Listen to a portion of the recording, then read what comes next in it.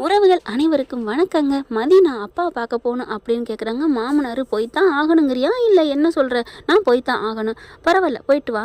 சுரேஷ் போய் கூப்பிட்டு போயிட்டு வாடா. பரவாயில்லங்க, மாமனார் மதிக்கத்தக்கதான் இருக்காரு.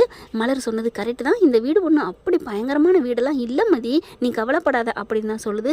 அந்த மருமையை மட்டும்தான் அப்பப்போ அவனுமே கேனதான் அப்படிங்கிற மாதிரி சுரேஷை கூப்பிட்டு சொல்லிடுறாரு. சுரேஷும் வேறு வழி இல்லை, என்ன பண்ணுறது, எல்லாரும் சொல்கிறாங்க இல்லையா, மலர் நல்லா அட்வைஸ் பண்ணுது. பாவம்டா, பாவம் இல்லையா, நம்ம அக்காவுக்கு ஏதாவது இங்கே நடந்தால் எவ்வளோ கஷ்டப்படுவோம், நம்ம ரேவதி அக்காவை நல்லா வச்சுக்கிறதுனால நீ ரொம்ப சந்தோஷப்படுற, அது மாதிரி அந்த பொண்ணும் பாவம்டா அப்படிங்கிறாங்க. சரி வேறு வழி இல்லை அப்படிங்கிற மாதிரி வண்டியில் கூப்பிட்டுட்டு கிளம்புறாங்க. சேலையை கட்டிட்டு போமா, சுடியாரில் போவேனா அப்படிங்கிறாங்க. சேலையை கட்டிட்டு போனால் வண்டியில் ஏறி உட்கார முடியல. வண்டியை பார்த்தா வேகமாக எடுக்கிறாரு. பாவம் நம்ம மதி விழுக போகிறாங்க. மதி கொஞ்சம் இன்னைக்கு என்னமோ அடங்கி தான் இருக்காங்க. அதுக்கப்புறம் 2 பேரும் போகிறாங்க. வண்டியில் போயிட்டு இருக்கையிலே பார்த்தீங்கன்னா வேக வேகமாக போகிறாங்களா. கொஞ்சம் மெதுவாக போங்க அப்படிங்கிறாங்க. மெதுவாலாம் போக முடியாது, என்னால் இப்படி தான் போக முடியும் அப்படிங்கிறாங்க. அப்போ நிப்பாட்டுங்க, நான் இறங்கிக்கிறேன் அப்படி சொல்ல அப்படி நிப்பாட்டுறாரு. பார்த்தா இறங்க போகிறாங்க. இங்கே பார், உன்னை நான் இறக்குறக்கா நிப்பாட்டலை, கொஞ்சம் நீ தள்ளி உட்காந்துக்கா, நீ பாட்டுக்கு அவ்வளோ தூரத்தில் தள்ளி உட்காந்தினா எப்படி இருக்கும், கிட்டக்கவா அப்படின்னு இவர் சொல்ல, கிட்டக்க அது அப்புறம் நான் என்ன பண்ண முடியும் அப்படிங்கிறாங்க. சரி அப்படின்னு சொல்லிட்டு ஏறி உட்காடுறாங்க. கொஞ்சம் தள்ளி உட்காரு அப்படின்னு சொல்ல வேறு வழியே இல்லைங்க, அப்படியே கிட்டக்க உட்காடுறாங்க. டச்சிங் உரசிக்கிறதுங்க 2 பேருக்கும். சுரேஷ் மேலே இங்கே மதி மோதணுன்னு சுரேஷுக்கு ஒரு மாதிரியாக கிளுகிழுப்பு வருது. நம்ம மதிக்கு அதெல்லாம் வரல, இருந்தாலும் மோதுறது ஒரு மாதிரியாக இருக்குது. மற்ற ஆம்பளை இருந்தால் கூட ஒரு மாதிரி ஆகலாம், ஆனால் புருஷன் தானே, அதனால் கொஞ்சம் செய்யா இருக்குது, ஒரு மாதிரி ஆகுறாங்க. வண்டியிலே கூட்டிகிட்டு போகிறாங்க. நம்ம ஏற்கனவே வண்டியில் கூட்டிகிட்டு போகிறாங்க, யாருக்கும் தெரியாமல் அப்படின்னு தான் ரிவ்யூ போட்டிருந்தோம். இப்போ ஆஸ்பத்திரிக்கும் போகிறாங்க. போயிட்டு அப்பா அம்மா பார்க்க போகிறாங்க. அப்பா அம்மா பார்த்தோன்னே ரொம்ப சந்தோஷம் மதி அப்படின்னு கட்டி பிடிச்சிக்கிறாங்க. சுரேஷ் அப்படி நிற்கிறாரு. வாங்க மாப்பிள்ள, நல்லா இருக்கீங்களா? நல்லா இருக்கேன் அப்படிங்கிறாரு. அதுக்கப்புறம் சரி நீ பாரு, நான் அப்புறம் வரேன்.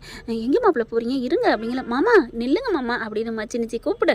எல்லாருமே மரியாதை கூப்பிடவும் வேறு வழியில் நிற்கிறாங்க. அதுக்கப்புறம் ட்ரீட்மெண்ட் என்ன போயிட்டுருக்கு அப்படிங்கிற பார்க்குறாங்க, பேசுகிறாங்க. ஏண்டி மதி உன் வீட்டில் நல்லா பார்த்துக்கிட்டு இருக்காங்களா அப்படின்னு சொல்லல. இங்கே சரி நீங்கள் பேசிக்கிட்டு இருங்க, நான் அந்த வரேன், எனக்கு ஃபோன் வருது, நான் பேசிட்டு வரேன் அப்படின்னு சொல்லிட்டு வெளியில் போகிறாங்க. மாப்பிள்ள நில்லுங்க மாப்பிள்ள. மாமா என்ன மாமா போகிறீங்க, நில்லுங்க அப்படிங்கிறாங்க. இல்லைம்மா அப்படின்னு சொல்லிட்டு மச்சினிச்சி கூப்பிட்டோன்னா கொஞ்சம் நிற்கிறாரு. அதுக்கப்புறம் வெளியில் போகிறாங்க. அப்புறமா பார்த்தீங்கன்னா மதியை கூப்பிட்டு வச்சிங்க, வாடி என்னடி உங்கள் வீட்டில் நல்லா பேசிக்கிட்டாங்களா, நல்லா பார்த்துக்கிட்டாங்களா அப்படின்னு கரைச்சன்னே கேட்குறாங்க. ஆனால் கோபம் தாங்க இருக்குது மதிக்கு இன்னமும். ஆனாலும் என்ன பண்ணுறாங்க, என்ன பார்த்துக்கிட்டு என்ன பண்ண போகிறீங்க, இனிமேல் முடிய போகுதா, விடுங்க, அதை பற்றி ஏன் பேசுகிறீங்க. அப்பா உங்களுக்கு இப்போ என்ன சொன்னாங்க, எப்போ ஆப்ரேஷன், பணம்லாம் கட்டியாச்சு, ஆப்ரேஷன் நாளைக்கு பண்ணலான்னு சொல்லிட்டாங்கம்மா அப்படிங்கிறாங்க. அதுக்கப்புறம் ஒரு மாதிரியாக பார்க்குறாங்க. என் விதியை பார்த்தியாம்மா அப்படின்ட்டு. சரி விடு, என்னடி பண்ணுறது, உனக்கு என்ன இப்போ நல்ல இடத்துலானே வாக்கப்பட்டிருக்க வீடு, அதெல்லாம் நல்லாத்தான் இருக்காங்க எல்லாரும் அப்படிங்கிறாங்க. நான் இங்கே இருக்கிறேம்மா. ஏய் நீ என்னடிக்கு இருக்கா, அதெல்லாம் அப்படிலாம் பேசக்கூடாது, நீ போயிட்டு நாளைக்கு வா.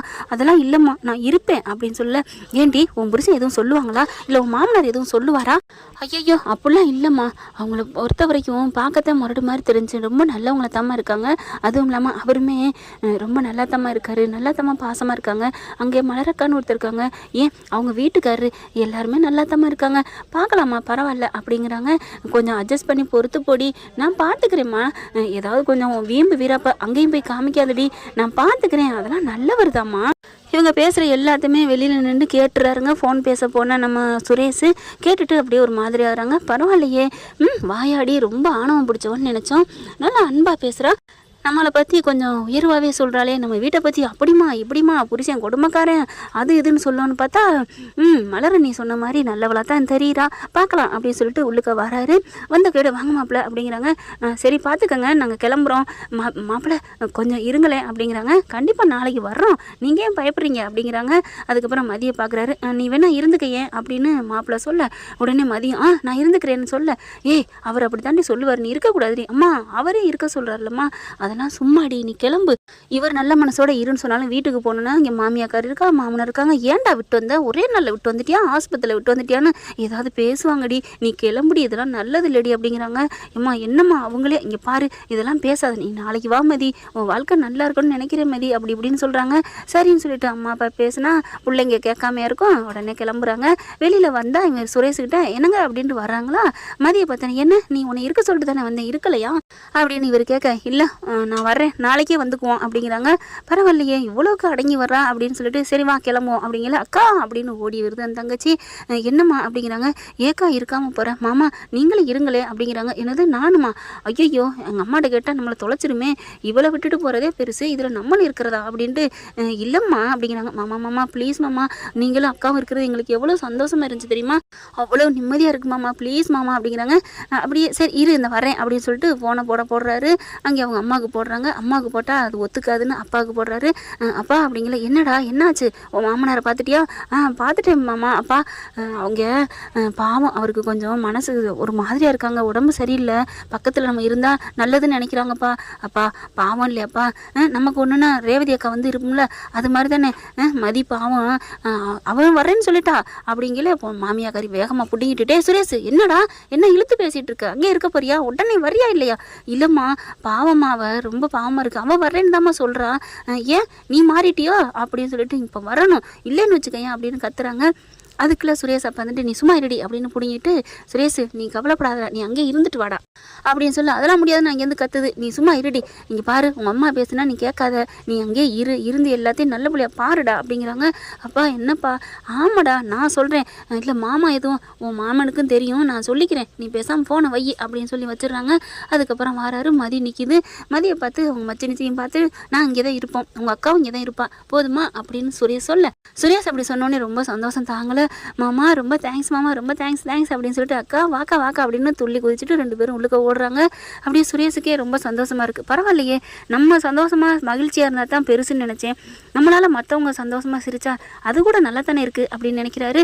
உள்ளுக்க போகிறவங்க பிள்ளைங்களை பார்த்தோன்னே அவங்க அம்மா அப்பாவும் சந்தோஷப்படுறாங்க. இருந்தாலும் என்னடி நீங்கள் வந்திருக்கீங்க, அதெல்லாம் கிளம்புடி அப்படின்னு சொல்லி, அம்மா அதெல்லாம் பச்சை சிக்னல் காமிச்சிட்டாரு மாமாவே, நீ சும்மா ஏதாவது சொல்லாத, அக்கா நீ வாக்கா அப்படின்னு சொல்லிட்டு கூட்டிகிட்டு போகுது.